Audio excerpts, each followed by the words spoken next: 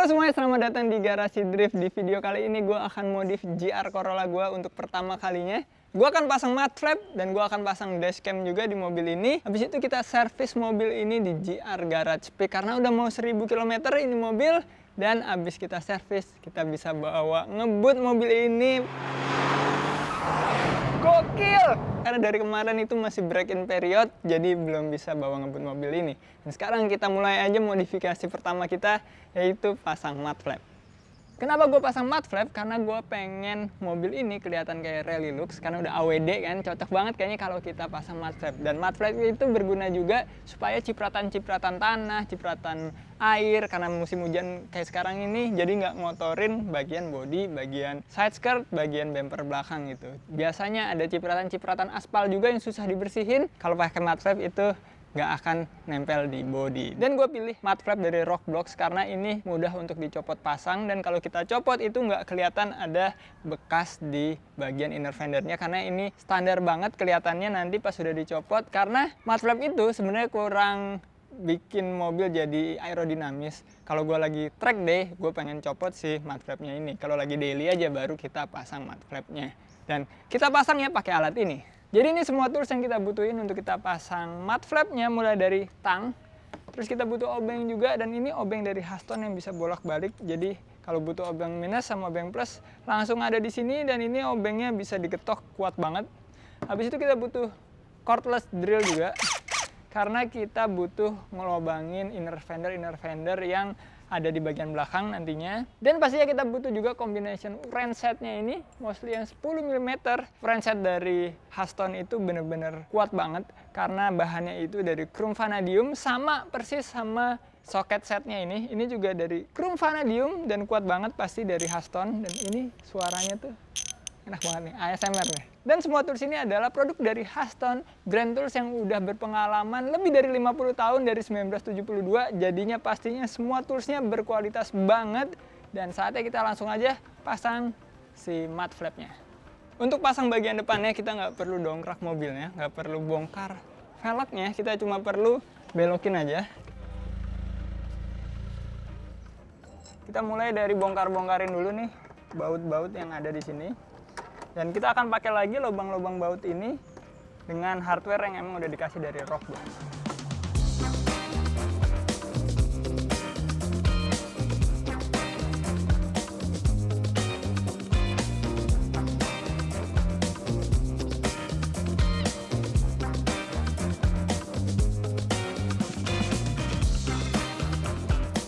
Ya, hasilnya keren banget menurut gue, walaupun ini cuma sentuhan yang simple banget. Orang mungkin bahkan nggak sadar kalau ada penambahan parts di sini. Slick banget jadinya, cocok banget nih. Sekarang tinggal kita pasang yang belakang aja. Untuk bagian belakang, kita harus dongkrak mobilnya, tapi gue belum tahu nih jacking pointnya Corolla di mana. Jadi kita harus lihat dulu di manual booknya. Jacking point, ya. Jacking pointnya ada di dekat knalpot di subframe tengah. Jadi kita bisa dongkrak langsung kiri kanan sekaligus naik. Tapi pastinya juga harus tetap pakai jack stand sih. Ya, kita dongkrak aja langsung.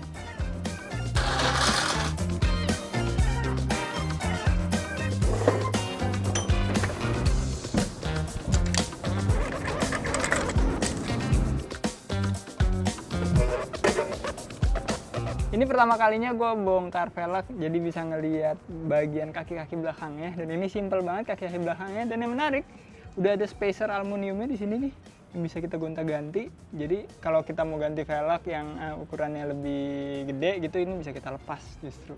Dan sekarang saatnya kita lepas nih fender linernya di sini, karena harus ada yang dibor di fender linernya, dan harus pasang bagian ini nih di bagian dalamnya. Jadi kita ngebautnya tuh bisa langsung ke bagian si fender linernya, adapter plate ini nih. Langsung aja kita bongkar. Di tutorial sih bongkarnya rada susah ya. Gila, masuk lagi. Ya guys, baru kebongkar yang sebelah kiri ini, tahu-tahu hujan. Waduh, makin deras. Kita bor di dalam aja deh.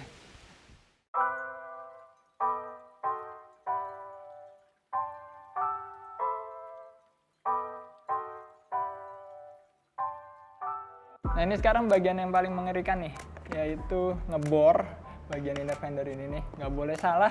Tapi ini kita dikasih adapter yang presisi banget, jadi dia kayaknya udah nggak mungkin salah karena dia ada slot-slotnya gitu yang sesuai sama garis-garis yang ada di sini gitu. Jadi udah ngeplug, kita tinggal tandain, terus kita bor.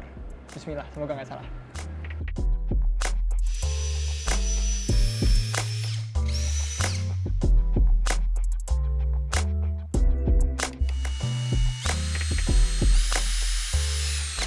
Udah selesai, udah kepasang nih bracket yang di dalamnya dan tinggal kita pasang mat wrap aja di sini. Tapi sebenarnya ini harus kita pasang dulu kembali ke mobilnya. Tapi sekarang hujan. Ya kita tunggu reda dulu baru kita selesain semuanya.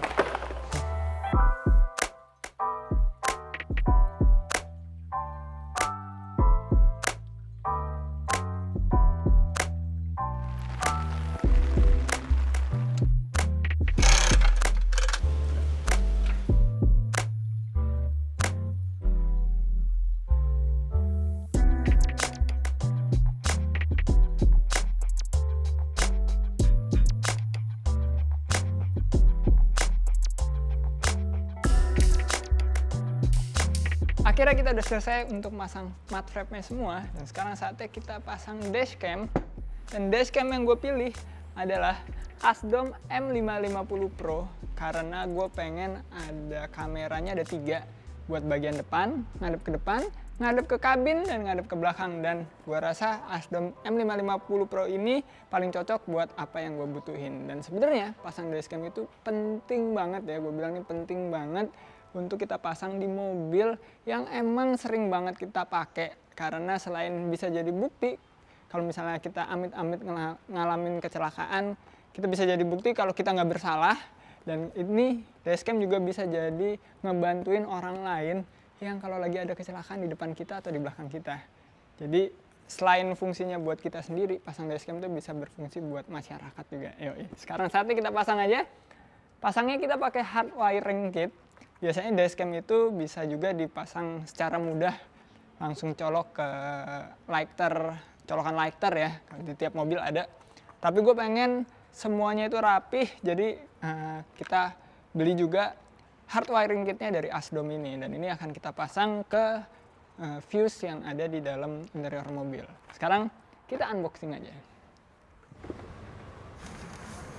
Oke, jadi ini unit utamanya, yaitu dashcam yang ngadep ke bagian depan. Jadi kameranya ada di sini, ada layarnya di sini, dan ada kamera bagian belakang ke arah kabinnya di sini nih. Dan kalau misalnya kameranya nggak mau dipakai yang ke arah kabin nih, kita bisa lepas aja. Tapi gue tetap mau pakai karena biasanya hal-hal lucu itu kerekam yang ada di kabin. Jadi suatu saat bisa jadi buat konten juga, dan karena kualitas kameranya juga yang oke, suatu saat mungkin bisa kita pakai buat konten juga yang ngadep ke dalam kabin. Dan yang satu lagi ini buat ngadep ke belakang nih. Ngadep ke belakang ini bentuknya kalau menurut gue simple banget, nggak akan ngerusak bentuk dari bagasi. Dan kita akan pasang di sini nanti kurang lebih kayak gini. Kayaknya stiker Ivan Motor harus kita lepas karena ketutupan. Terus akan kita masukin lewat jalur bagian bootnya sini sampai ke depan. Dan ini covernya ini nanti mau gue kalahin dikit, pengen gue bor dikit supaya kabelnya bisa rapi. Sayang nggak bang dibor, covernya aman. Corolla hatchback tuh lumayan banyak populasinya di seluruh dunia.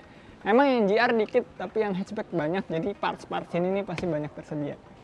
Nah, kita lakuin aja, karena kita udah di belakang, kita lakuin aja yang belakang dulu, baru kita kerjain yang depan.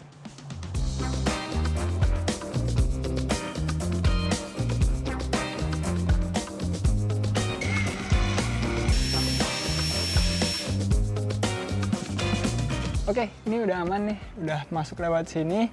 Sekarang saatnya yang susahnya itu adalah kita harus masukin kabel lanjutannya ini, masuk ke dalam sini, terus ke depan. Nah, ini harus bongkar headliner dikit dan bongkar si bootnya ini.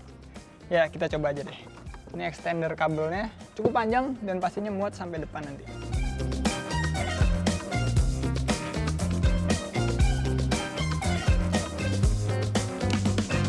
Nah, sekarang saatnya kita pasang nih kamera utamanya nih, dan gue udah pikirin beberapa tempat, udah ada opsi entah di kaca kiri, kaca kanan. Tapi gue nemuin satu spot yang kayaknya paling pas, yaitu di sini nih. Kenapa pas di sini? Karena kabelnya bisa ngumpet ngikutin kabel-kabel yang ada di sini buat masuk ke headliner. Walaupun agak sedikit ketutupan nih bagian kamera kabinnya, tapi nggak masalah sih menurut gua ketutupan dikit. Yang penting ke depannya tuh nggak ada yang ketutupan. Kalau misalnya di kaca nih ada bagian yang bintik-bintik ini bisa nutupin kamera ke depannya. Jadi yang utama itu kan kamera depan dulu.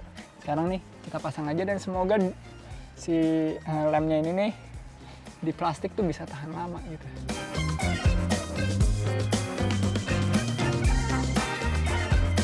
Posisi kameranya udah pas banget nih di tengah sini dan nggak ganggu pandangan juga. Walaupun rada ketutupan dikit nih sama spion tengah bagian kamera ke kabinnya, tapi nggak masalah buat gua. Dan sekarang saatnya kita pasang hard wiring kitnya. Ini sebenarnya simple banget. Orang kadang soal wiring tuh suka rada takut ya. Tapi sebenarnya ini bisa tanpa ngerubah wiring awal, wiring semula, karena ini bisa kita cariin aja fuse box dan ini bisa kita langsung colokin ke fuse box yang kosong. Dan untuk bagian yang ground kita tinggal cari baut ke body yang dekat, bisa kita langsung ground ini. Udah, cuma 3 kabel ini yang perlu dicolokin, habis itu colokin ke bagian kamera utama, udah semuanya langsung aktif. Dan ini ada kabel ACC sama ada kabel langsung masa dari aki yang bikin ini dia bisa nyala selama 24 jam nonstop tanpa harus makan banyak aki, karena pas dia nonstop 24 jam itu pas mobilnya lagi nggak nyala dia itu jadi time lapse atau jadi motion sensor aja. Kalau mobilnya kena guncangan atau ada yang lewat depan mobil kita dia baru ngerekam gitu. Jadi sebenarnya cukup canggih, bisa buat pada saat kita lagi parkir juga. Kalau ada yang jahat sama mobil kita, kamera ini tetap bisa nyala. Dan itu semua fiturnya mau gua aktifin, makanya pakai hard wiring kit ini. Langsung aja.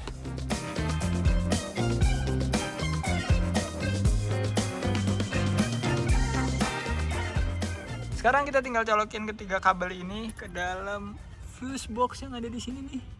Rada susah kelihatannya, tapi ya kebetulan ada yang kosong 2, lebih dari 2 sih yang kosong, dan satu itu bisa buat ACC, satu itu yang always on.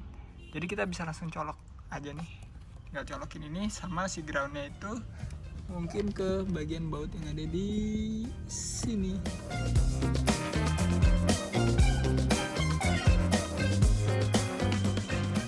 Akhirnya dashcamnya kepasang semuanya, bagian depan, bagian belakang, kabel-kabelnya juga udah kepasang, dan ini udah gue set juga untuk setup yang gue perluin. Jadi dia always on kalau lagi parkir tapi time lapse, tapi kalau lagi jalan nih, lagi ACC nyala aja dia langsung record secara bukan time lapse ya, secara video normal gitu. Jadi nanti bisa kita lihat. Yang belakang juga udah oke, yang depan oke, yang ke arah muka oke, ketutupan dikit nggak masalah. Dan sekarang saatnya kita pasang satu perangkat lagi, dan ini adalah perangkat ngakalin sebenarnya. Jadi mobil ini tuh ada IMT-nya atau Intelligent Manual Transmission ya. Jadi dia itu rev matching sendiri. Terus kalau lagi nanjak mobilnya nggak mundur, itu sangat ngebantu banget buat orang-orang yang baru masuk ke mobil manual. Tapi untuk kayak gue yang udah biasa pakai manual pun itu juga ngebantu banget. Kenapa? Karena jadi nggak pegel. Kita nggak perlu ngelepas kopling itu setengah-setengah. Kita langsung lepas kopling langsung. Dia langsung rev matching. Terus kalau lagi nanjak kita nggak perlu pakai handbrake. Jadi pastinya kopling juga jauh lebih awet kalau IMT-nya nyala. Tapi entah kenapa setiap kita nyalain mobil tuh IMT-nya selalu di posisi mati. Dan ini adalah kabel jumper buat ngakalinnya. Gue udah lihat di forum-forum orang pada pakai ini. Gue pakai juga. Ini tinggal colok aja. Kita bongkar nih bagian tombol IMT-nya. Habis itu kita colokin ini. Langsung aja.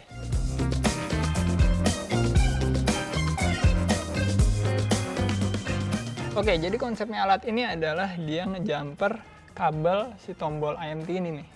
Jadi kita cabut aja nih dari sini. Ya agak susah sih. Nah ini langsung kita colokin di sini. Habis itu ini kita colokin ke tombolnya. Dan dia itu akan ngaktifin si tombolnya setiap habis di mobilnya dinyalain kontak gitu. Jadi gue nggak perlu pencet ini lagi setiap gue nyalain mobilnya. Kita tes aja, semoga berhasil. Oke, kita tes aja nyalain mobilnya sekarang tanpa mencet tombol IMT.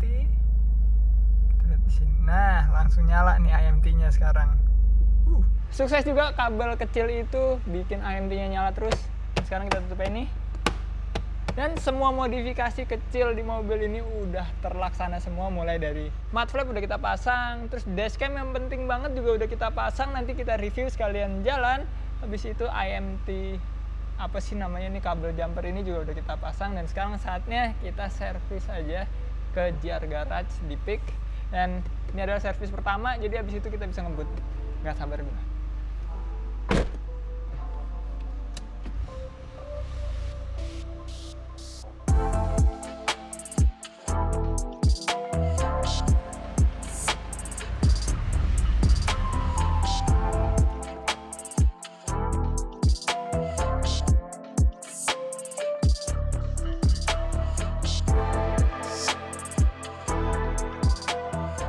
Mobil ini udah sebentar lagi nih 1000 km.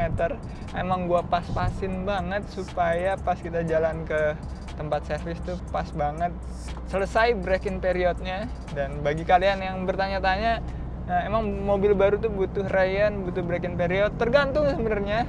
Di mobil ini butuh, sesuai di manual book, itu sekitar 600 miles atau 1000 km. Dan ini bentar lagi nih, ini udah 999. Kita lihat ya. Bentar lagi 1000 km. Dan sekarang saatnya mobil ini bisa diservis. Dan selama seminggu ini gue nyetir mobil ini tuh bener-bener gasnya dipirit-pirit aja gitu. Nggak, ini bahkan rev limiternya itu sampai gue set di 3500 aja. Jadi gue tahu kapan harus gue ganti gigi, karena gue nggak pengen break-in period itu dilanggar pantangan-pantangannya. Dan di mobil ini bisa kita set gitu, sedetail itu bagian instrumen clusternya ini. Keren. Sekarang kita menuju aja ke JR Garage yang ada di Peak.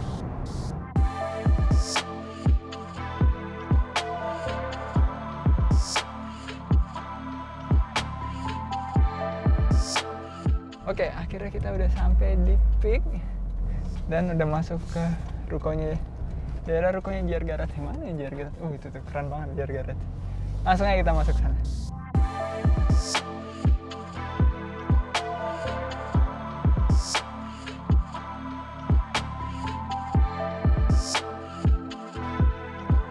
Oke, kita udah sampai di JR Garage nih. Saatnya kita servis. Tapi sebelum servis, gue mau ngasih lihat dulu. Kalau ini adalah bengkel JR Garage yang keren banget, kayak di Jepang-Jepang gitu deh, lengkap, bisa semuanya di sini, sampai bahkan ada mesin dyno di sana. Kita lihat ya. Dan di sini ada JR Yaris. Mobil gua kayaknya nanti akan dimasukin ke arah lift sini. Di sini nih, tempat dynonya yang keren banget. Ya kayaknya ini satu-satunya bengkel resmi yang ada mesin dynonya loh. Ini mesin dynonya bisa AWD. Nanti suatu saat gua akan coba dyno JR Corolla gua di sini, dan di sini propernya sampai ada peredam-peredam, supaya nggak ganggu tetangga-tetangga lainnya, supaya bisa dyno di sini. Dan sekarang udah siap mobil gue untuk dimasukin ke sini. Kita lihat aja servisnya sambil gue tunggu di coffee shop-nya di atas.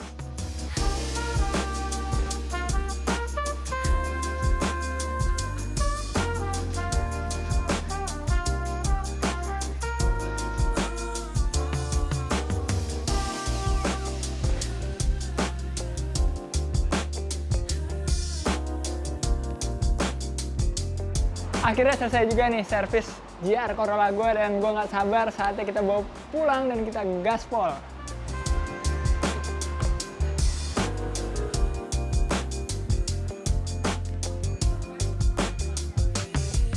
Oke, akhirnya kita bisa bawa kenceng mobil ini. Nggak sabar gue, langsung aja. Wah, gokil. Dan ini masih eco mode. Coba kali ya kita ubah jadi sport mode. Coba kita ganti sport, dia displaynya itu langsung berubah, pipih gitu kayak McLaren. Dan dia dominannya di 4000, 5000, 6000 sampai 7000 rpm.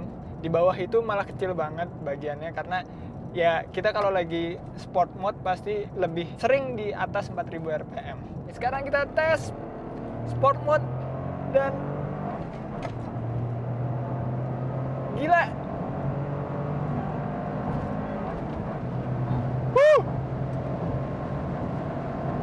Gokil!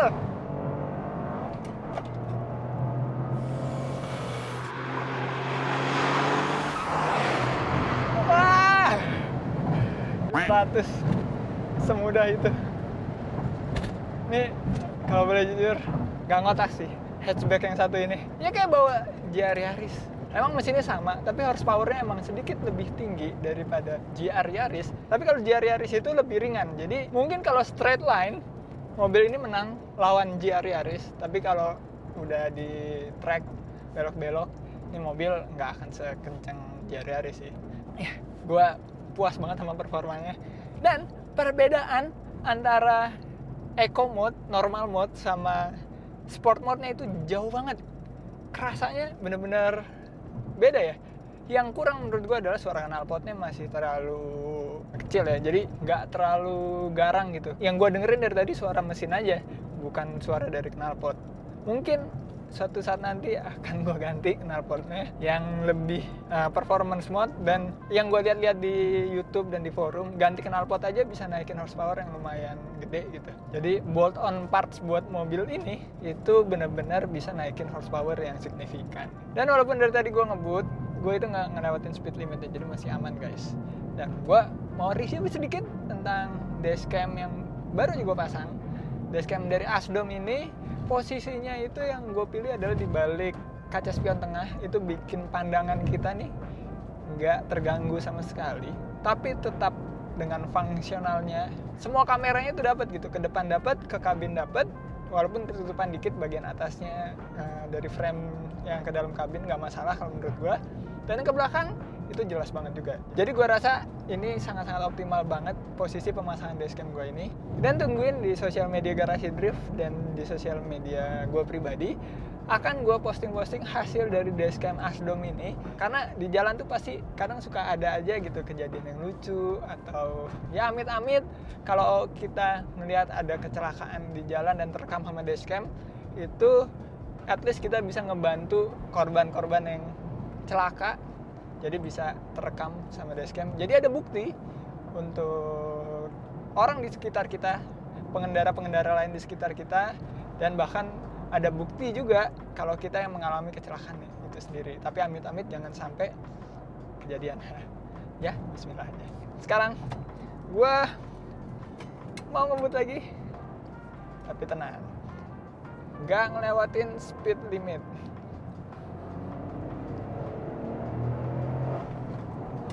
Speed limitnya auto bang.